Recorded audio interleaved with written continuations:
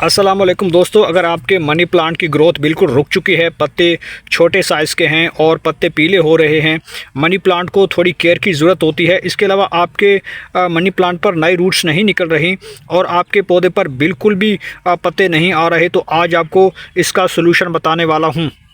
तो वो सलूशन ये है, इस लिक्विड से आपके मनी प्लांट की ग्रोथ फिर से रीबूस्ट हो जाएगी।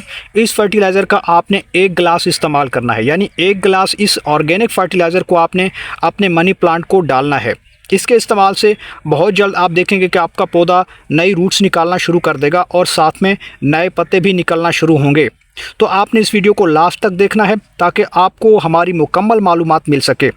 आगे चलकर इस लिक्विड को आपने कैसे यूज़ करना है वो भी आपसे मालूमात शेयर करूँगा और इसे कैसे तैयार करना है वो सब भी इसी वीडियो में आपको बताने जा रहा हूं। तो चलिए दोस्तों, अब वीडियो को शुरू करते हैं। अगर आप हमारे चैनल पर नए हैं और आपने अभी तक हमारे चैनल को सब्सक्राइब नहीं किया तो जल्दी से भाई के चैनल को सब्सक्राइब कर लें और बेल आइकन के बटन को दबा दें ताकि हमारी तरफ से हर नई आने वाली वीडियो का नोटिफिकेशन आप तक पहुँच सके। तो दोस्तों, यहाँ सबसे पहले मैं आपसे चंद टिप्स शेयर करूँगा ताकि आपका पौधा जो है वो लश ग्रीन रहे। तो सबसे पहले आपने अपने मनी प्लांट के गमले के दरमियान में एक मोस स्टिक जो है वो गाड़ देनी है। आपने इसके दरमियान में इस लगे मोस स्टिक को डेली जो है वो पानी से शोर ज़रूर कर लेना है, क्योंकि इसी के सहारे हमारा जो मनी प्लांट होता है वो ग्रो करता है और इसकी जो नई रूट्स हैं वो निकलती हैं, क्योंकि पौधा इसी स्टिक के सहारे जो है वो ऊपर की तरफ चलता है, क्योंकि पौधा इसी स्टिक को पकड़ कर आगे जो है ऊपर की तरफ ग्रो करता है।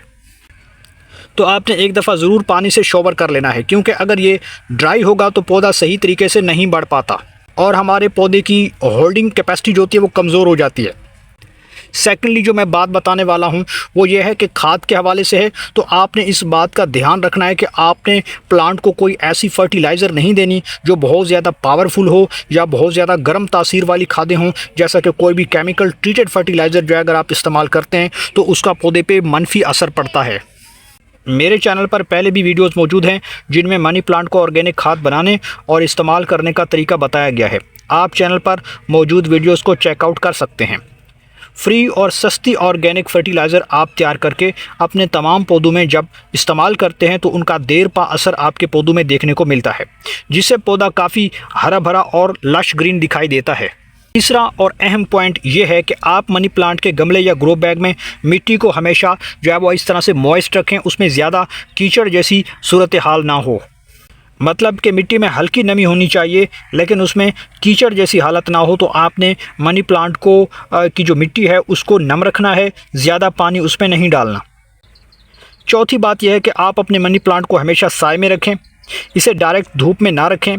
आप इसे वहाँ रखें जहाँ फ्रेश वेंटिलेशन हो, यानी ताज़ा हवा का गुज़र हो।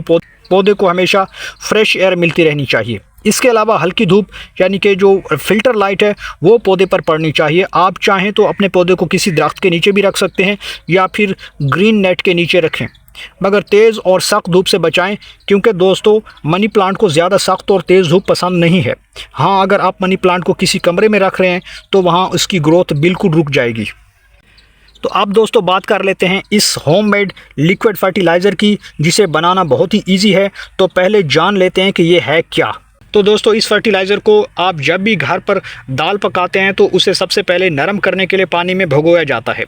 दोस्तों, आपके घर में किसी भी किस्म की कोई भी वैरायटी जो दाल की है वो अगर पकाई जाती है तो उसका पानी, यानी जिसमें इस दाल को सॉफ्ट करने के लिए आमतौर पर 1 से 2 घंटे तक भिगोया जाता है, तो आप उस पानी को कभी भी ज़ाया ना करें, क्योंकि इस पानी में काफ़ी न्यूट्रिएंट्स एक्सट्रैक्ट होकर इसमें शामिल हो जाते हैं, जैसे potassium, phosphorus, zinc, magnesium, iron और कई दूसरे अहम अज्जा जो इस पानी में मौजूद होते हैं।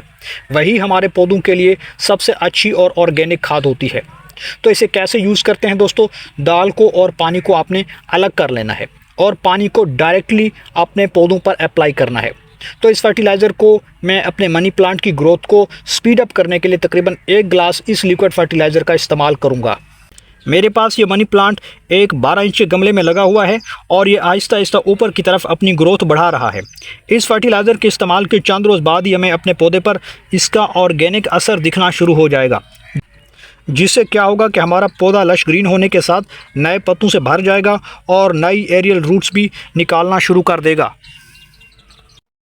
तो ये लिक्विड फर्टिलाइज़र आपने कैसे यूज़ करना है, तो ये 1 गिलास दाल वाला पानी आपने मनी प्लांट के गमले में डालना है।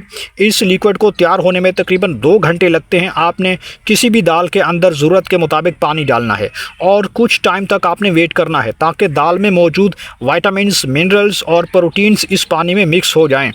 आपको पता है कि जब हम डॉक्टर के पास जाते हैं तो वो हमें दाल खाने को कहते हैं, क्योंकि दालों के अंदर मैक्सिमम नंबर ऑफ़ विटामिन्स और इसमें मिनरल्स मौजूद होते हैं, साथ में बहुत ज़्यादा प्रोटीन्स होते हैं और ये प्रोटीन्स हमारी बेहतर ग्रोथ और सेहत को मेंटेन रखते हैं।